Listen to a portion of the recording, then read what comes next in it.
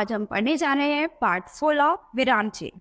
ठीक है, तो विराम चिन्ह कैसे होते हैं हम इस पार्ट में पढ़ेंगे। जो हिंदी वाक्यों में हम कुछ चिन्हों का प्रयोग करते हैं वो हमारे विराम चिन्ह होते हैं, उनके बारे में हम इस पार्ट में पढ़ेंगे।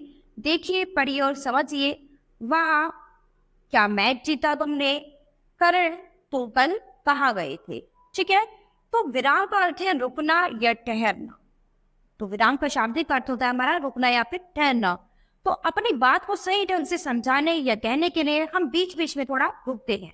ठीक है, इसे हम विराम कहते हैं। तो जैसे अभी मैं अपनी आपको कोई बात समझा रही हूँ कि हमारी बात को समझने या कहने के लिए हम बीच बीच में रुकते हैं, तो मैं यहाँ पर थोड़ा सा रुकी हूँ। ठीक है, इसे हम विराम कहते हैं। अब यहाँ पर मैंने पूर्ण विराम लिया, यानी यहाँ पर मेरी ये जो लाइन है ये पूरी खत्म होती है, इसीलिए हमने पूरा पूर्ण विराम लगाया है। यानी मैं पूरी तरह से अब यहाँ पर विराम ले सकती हूँ कि मेरा ये सेंटेंस यहाँ पर कंप्लीट हो गया और अभी मैं अपनी बात आपको समझा सकती हूँ। ठीक है, लिखते समय अपनी बात को सही ढंग से समझाने के लिए हम जहाँ रुकते हैं वहाँ कुछ विराम चिन्ह लगाए जाते हैं, उन्हें विराम चिन्ह कहते हैं। तो जब लिखते समय हम अपनी बात को समझाने की कोशिश करते हैं तो हम कुछ जगह विराम लेते हैं, तो उन्हें ही हम विराम चिन्ह के नाम से जानते हैं। पढ़ते और लिखते समय वाक्य में रुकने के लिए जो चिन्ह लगाए जाते हैं उन्हें विराम चिन्ह कहते हैं। तो कुछ प्रमुख विराम चिन्ह है जिनका हम प्रयोग करते हैं अपनी भाषा को लिखते समय। तो ये है सबसे पहले पूर्ण विराम, यानी पूर्ण विराम हम इस तरह से लगाते हैं। जब वाक्य पूरा होने पर पूर्ण विराम लगाया जाता है, जैसे हम स्कूल जा रहे हैं, तो यह हमारी ये बात खत्म हो गई, हमारा एक वाक्य कंप्लीट हो गया, तो इसके बाद हम क्या करते हैं? पूर्ण विराम लगाते हैं। जैसे कि हमने यहाँ पर ये बात करी तो इसके बाद हमने क्या लगाया? पूर्ण विराम। तो यहाँ पर हम पूरी तरह से विराम दे सकते हैं, अपनी बात को समझा सकते हैं। इसके बाद है अल्प विराम, यानी ये कॉमा। तो वाक्य के बीच में थोड़ी देर रुकने के लिए हम अल्प विराम लगाया जाता है, यानी थोड़े समय के लिए रुकने के लिए हम अल्प विराम का प्रयोग करेंगे। जैसे कि अनुज, करण और विराट खेल रहे हैं, तो अगर अनुज करण एक साथ बोल दे, ठीक है, तो बेकार लगेगा, तो हमें थोड़ा सा हल्का सा विराम लेना पड़ेगा। अनुज करण, है ना, तो हल्का सा विराम लेने के लिए हम अल्प विराम का प्रयोग करते हैं। इसके बाद आता है प्रश्नवाचक चिन्ह।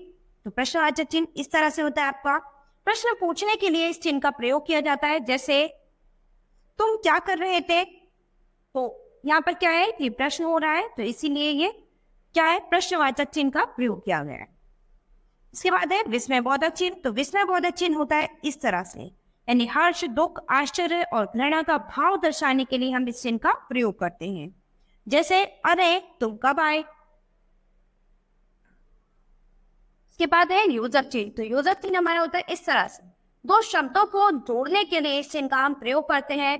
जैसे कि उसका रोजाना आना जाना रहता है। क्या है? आना जाना। तो इन दोनों के बीच संबंध बनाने के लिए आना और जाना हम बीच में योजक चिन्ह लगा देते हैं। ऐसे ही अगर हमारे पास शब्द है माता पिता, तो इन दोनों के बीच संबंध बनाने के लिए हम बीच में योजक चिन्ह लगा देते हैं। दिन रात, इन दोनों के बीच में संबंध बनाने के लिए हमने बीच में ये योजक चिन्ह लगा दिया। तो ऐसे बहुत सारे शब्द हैं जिनको हम आपस में एक दूसरे का मेल बनाने के लिए हम उसके बीच में योजक चिन्ह का प्रयोग करते हैं। यहाँ पर बच्चों आपने कुछ विराम चिन्हों के बारे में पढ़ा है, तो अब आप अपने कुछ वाक्य पढ़ेंगे अच्छे से, आप अपनी पुस्तक में कुछ पैराग्राफ पढ़ेंगे, उसमें आप देखेंगे कहाँ कहाँ पर इन चिन्हों का प्रयोग किया गया है और आपकी भाषा को बोलने में आप जैसे उनको पढ़ रहे हैं तो किस तरह से आप उनका प्रयोग कर पा रहे हैं।